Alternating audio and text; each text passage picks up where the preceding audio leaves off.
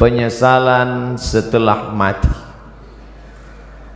Insya Allah yang hadir di masjid ini tidak ada yang menyesal setelah mati, karena hilanglah penasarannya bahwa sesungguhnya Ustadz Abdul Somad itu ada di dalamnya alam nyata, bukan hoax tapi hak. Maka ketika nanti kita mati, saat itu roh keluar dari mulut dan hidung, dihembuskan, lalu kemudian nampaklah dia, dan yang terakhir melihat roh itu adalah mata. Itulah mengapa orang yang mati meninggal dunia itu matanya terbuka melotot. Istri, anak, buah hati, belayan jiwa tidak lagi berani. Selama ini mereka sayang kepada kita, tapi ketika itu mata yang terbuka lebar tak lagi mampu tertutup, mereka pun akan datang ke masjid memanggil tuan imam, Ustadz, Kiai, tolong datang ke rumah karena bapak saya dari tadi malam matanya melotot terus sampai pagi ini. Mereka mulai sibuk mengurus mana surat mobil, STNK, BPKB, akte notaris, karena tak lama lagi harta warisan akan segera dibagi. Dan istri pun sudah bersiap-siap akan menikah dengan bronis. Kalau yang meninggal suami, kalau istri yang meninggal, dia pun akan mulailah menangis sebelah kanan, sebelah kiri dia melirik mana yang akan dicari sebagai pengganti. Dan bahkan belum mati pun dia sudah ada calon pengganti.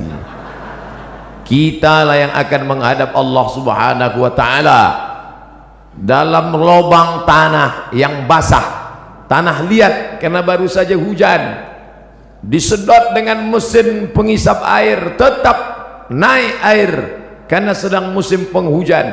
Akhirnya apa kata jamaah berbisik, sudah kita ikat saja dengan batu besar. Akhirnya jenazah itu pun tenggelam, lalu kemudian ditimbun dengan tanah.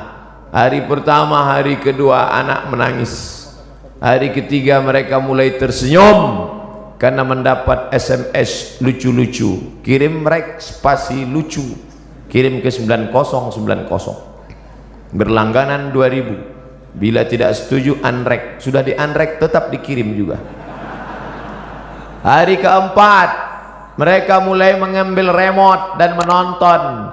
Istri tersenyum sendiri di kamar, anak tertawa sendiri di kamar masing-masing, karena mereka punya TV di kamar masing-masing. Dan tak lama setelah itu mereka pun mulai membuka laci mencari mana surat tanah, mana surat mobil. Mereka hari Senin mulai ke kantor Samsat untuk balik nama. Kenapa balik nama? Karena polisi tidak mau menangkap almarhum. Lalu apa yang dibawa menghadap Allah? Pada saat itulah orang mati itu akan berkata, ya Rabb, ya Allah, laula akhartani ila ajalin qarib, kalau engkau beri aku masa sedikit saja, tambah umurku sekejap saja ya Allah, apa yang akan kau lakukan? Fa as-saddaqa, aku mau bersodaqah, bukan somat, aku mau bersedekah. Laula akhartani ila ajalin qarib, kalau kau berikan aku waktu sekejap saja, aku mau bersedekah. Wa akum minas salihin, aku mau beramal saleh. Alhamdulillah, orang Jawa Barat rajin bersedekah, buktinya masjid yang besar ini.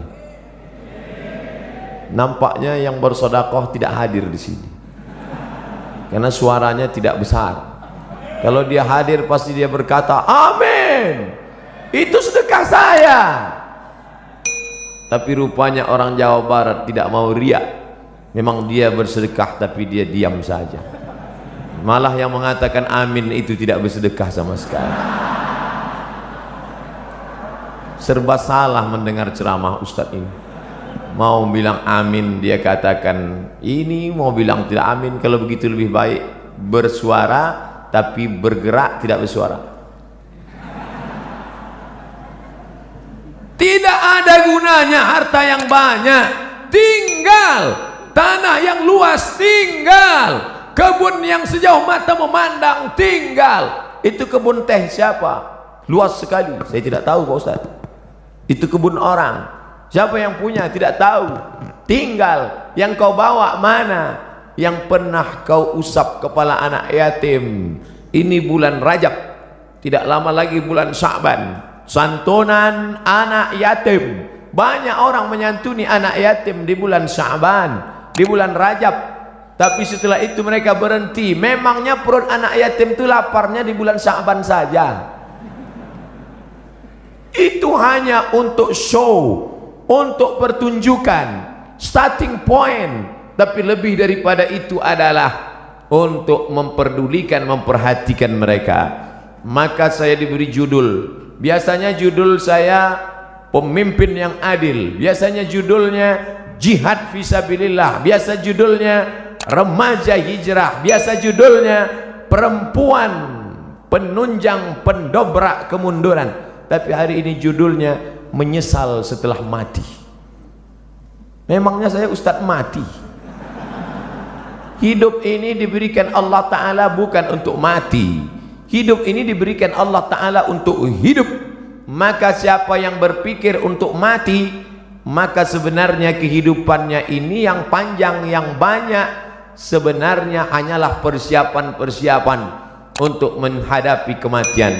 Insya Allah, kalau beginilah ramainya solat berjamaah, maka saya tidak perlu lagi memberi motivasi solat berjamaah. Insya Allah subuhnya pun kabarnya kata Pak Gubernur seperti ini juga banyaknya. Nampaknya amin itu harapan sebagai doa, mudah-mudahan sebanyak ini. Bapak Ibu yang dimuliakan Allah, maka selagi masih ada kesempatan bersedekah, jangan sampai seperti yang dikatakan, laula aqartani ila ajalin qarib, kau tambah umurku, tapi umur tak bisa ditambah. Umur bukan isi ulang. Idza jaa ajaluhum, kalau ajal sudah sampai, la yastakhiruna sa'atan, tidak dapat ditunda walau sesaat, wala yastaqdimun, tidak pula dapat dimajukan walaupun sesaat. Penyesalan orang sudah mati banyak, tapi saya batasi pada tausiah kali ini hanya 5 poin saja. 5 penyesalan orang sudah mati. Kenapa Ustadz sebut angka 5? Karena rukun Islam 5. Kenapa nggak pakai rukun iman? Iya juga ya, tapi payah saya nyebutnya begini. Ada 5 supaya Bapak Ibu pulang mudah ngingat. Saya termasuk penceramah yang tidak pandai ceramah ngalor ngidul. Ada orang ngomong bisa semua dia bahas, dari Donald Trump sampai Donald Bebek bisa dibahas. Saya tidak pandai. Yang pertama, orang mati menyesal karena tidak bersedekah. Yang kedua, lau kunna nasma'u, andai kami mau mendengar, au naqilu, kami mau berpikir, kami tidak akan menjadi penghuni neraka sa'ir. Ada neraka jahanam, ada neraka sakar, ada satu khusus neraka namanya neraka sa'ir, dan itu ditempati hanya orang-orang spesialis, tidak mau mendengar pengajian. Dan masyarakat Bandung sudah selamat dari neraka sa'ir ini insyaallah wasallam. Yang ketiga, siapa itu orang yang menyesal? Mereka yang terbaring di rumah sakit, di ruang ICU, suara azan sayup-sayup masuk ke celah-celah jendela, hayya 'alas shalah, menetes air matanya. Kenapa? Karena dulu waktu sehat orang azan dia laga ikan cupang, orang azan dia tetap main game online PlayStation, bahkan mengejek-ejek orang sholat. Hayya 'alas shalah, kamu aja duluan lah. Padahal mestinya dia katakan la haula wala quwata illa billah. Tapi sampai masanya dulu kau berotot tegap, tapi akhirnya kau seperti bunga mekar, layu, kuning, mati. Berapa banyak dulu yang berotot tegap, sebelah kiri tatu ular kobra, sebelah kanan singa. Sekarang begitu keriput, kucing kena minyak. Mana suaramu yang menggelegar dulu? Mana kumis tebalmu dulu? Nanti saya cerita kumis, yang berkumis tersinggung. Mana badanmu yang tegap dulu? Yang tegap tersinggung. Lalu yang mau saya omongin apa? Tidak ada, keperkasaan hilang, tak bermakna. Tapi kalau pernah kau bawa kakimu ke masjid solat berjamaah, wa naktubu ma qaddamu wa asarahum, kami tulis langkah-langkah tapak kaki mereka. Setiap langkah pertama mengangkat derajat, langkah kedua menghapuskan dosa, langkah ketiga menghapus dosa, langkah keempat mengangkat derajat. Ini orang-orang yang di atas ini kenapa derajatnya naik? Karena mereka berjalan kaki datang ke masjid. Karena jalan kaki itulah terlambat, maka naik ke atas. Tapi ada orang-orang yang menyesal di akhirat. Kenapa? Bolak-balik teriakan Allahu Akbar, memanggil, tapi dia tidak mau datang. Allahu Akbar, Allahu Akbar. Yang disalahkannya malah imam. Kamu kenapa nggak ke masjid? Imamnya lagunya terlalu slow. Akhirnya datang imam metal. Allahu Akbar, Allahu Akbar. Tetap juga dia tidak datang. Kenapa? Karena memang hanya mencari-cari alasan. Beragama mencari kebenaran, bukan mencari pembenaran. Tapi cerita masalah solat berjamaah di Jawa Barat, mubazir. Cerita masalah solat berjamaah di Bandung, mubazir. Bandung lautan jamaah, ramai, melimpah ruah. Kalau mau lihat istiqomahnya, besok subuh foto gambar masjid masing-masing, like and share. Foto yang hari ini dari atas, dari depan, dari belakang. Besok subuh foto juga. Lalu besok buatkan gambar banding sebelum setelah. Ustadz ini mengkerdilkan kami? Tidak, ini negerinya para ulama. Banyak ulama-ulama, kiai-kiai, ulama besar datang dari sini. Maka insya Allah kita diberikan istiqomah solat berjamaah ini, insya Allah. Laki-laki yang solat berjamaah itulah laki-laki yang soleh. Sedangkan laki-laki solat di rumah, laki-laki solehah. 4. Siapa yang menyesal? Orang menyesal nanti mati ketika hidupnya la yadkhulul jannah, tidak masuk surga. Siapa itu? Qati'ur rahim, orang yang memutus tali silaturahim. Alhamdulillah kita sambung tali silaturahim. Subuh ketemu, zuhur ketemu, asar ketemu, maghrib ketemu, isya ketemu. Loh, kok ketemu terus sama ente di masjid ini? Lawang saya tinggal di sini, rumah saya dekat dari sini. Alhamdulillah. Tapi ada orang yang rumahnya jauh, tetap istiqomah ke masjid. Di Mesir, di tepi-tepi dinding masjid disediakan kursi. Kursi 2, 5, 3, 4. Untuk apa? Orang-orang yang tua dibawa oleh anaknya dengan kursi roda, didudukkan. Qad qamatis salatu, qad qamatis salah. Allahu Akbar, Allahu Akbar. La ilaha illallah. Mereka mesti dibawa bersilaturahim. Sebelum sholat salaman. Apa kabar Bapak? Sehat. Di mana sekarang keadaannya? Alhamdulillah. Anak-anaknya sehat, sehat. Istrinya sehat, sehat. Tetangganya sehat, sehat. Menyambung tali silaturahim. Sekarang orang tidak lagi ada sambung silaturahim. Sabtu, Ahad, libur, tidak masuk kantor, tidak ketemu orang. Dari mulai malam Sabtu nanti malam sampai hari Ahad sore hanya di depan komputer laptop. Jempol ini sampai bengkak. Tidak ketemu orang, sunyi di tengah keramaian. Nenek, kakek, bapak, ibu, paman, anak, ponakan, duduk di ruang tamu tapi tidak ada bicara. Bahasa Arabnya la salam wala kalam. Bahasa Inggrisnya silent generation, generasi diam. Andai ada yang mati di situ pun dia tetap juga. Bukan dia tolong, dia foto langsung. Bagi yang kasihan tolong like and share. Kasihan. Ini dunia ini sudah kacau balau. Hari ini kita bertemu bersilaturahim. Mudah-mudahan kita termasuk nanti di akhirat saling mencari karena ingin mengajak masuk ke dalam surga Allah.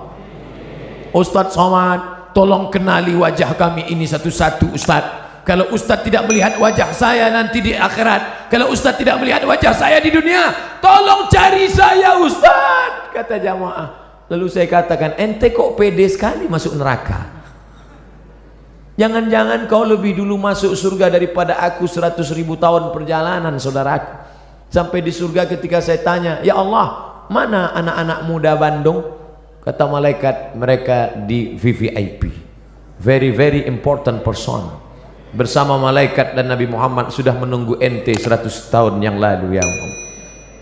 Saya panjang hisapnya, perhitungan saya panjang lama. Kenapa? Karena banyak silap dan salah. Berapa banyak ibu-ibu yang marah. Kenapa? Karena sopnya terganggu dengan lewatnya pasukan brigade berbaju hitam tadi. Sahabat UAS, ujian akhir semester. Berapa banyak orang-orang yang teraniaya, yang sakit hatinya tersinggung. Makanya saya tidak mau mencari kalian di padang mahsyar. Lebih baik saya minta maaf di dunia. Apakah Bapak Ibu memaafkan silap salah saya? Insya Allah Pak Ustadz. Begitu cara minta maaf. Undang orang ramai-ramai, minta maaf. Karena kalau kita datang satu-satu ke rumah repot, ribet. Apalagi kalau sampai diobrolin kesalahannya. Pak, maafkan salah saya ya. Salahnya apa? Kemarin saya bawa istri Bapak. Apa? Bapak Ibu yang dimuliakan Allah Subhanahu wa taala, maka sambung tali silaturahim. Apalagi ini bulan Rajab, habis ini bulan Sya'ban, habis Sya'ban Ramadan, sambung tali silaturahim. Biasanya tradisi kita dimanapun di Indonesia, di Jawa, di Sumatera, di Kalimantan, di Sulawesi, di Papua, kaum muslimin muslimat mengumpulkan tetangga, sahabat, kerabat, semuanya diberi makan. Habis makan minum, habis minum snack, habis itu cuci mulut, habis itu kata sambutan. Bapak Ibu saudara sekalian, anak-anak yatim menghadapi bulan suci Ramadan ini, maukah Bapak Ibu memaafkan saya? Tetangga yang sudah kenyang pun mau. Menunggu Ramadan baru minta maaf, menunggu Idul Fitri baru minta maaf, masalah. Karena kalau sampai kita mati menghadap Allah Subhanahu wa taala dalam keadaan membawa silap dan salah, termasuk penyesalan. Menyesal kenapa aku tidak minta maaf dulu di dunia. Menyesal. Suami-suami, minta maaflah kepada istri kalau memang silap dan salahmu banyak. Tidak perlu malu. Mama, aku minta maaf padamu. Kenapa Pak? Aku sudah nikah siri. Banyak bapak yang ketawa, tapi ibu, nauzubillah. Bapak Ibu yang dimuliakan Allah. Yang terakhir, apa yang disesali manusia? Yang disesalinya adalah karena dia tidak pernah berdakwah. Hidup pernah, kaya pernah, berkuasa pernah, tapi berdakwah tidak pernah. Dakwah itu ceramah Pak Ustadz, bukan. Ini yang perlu diluruskan.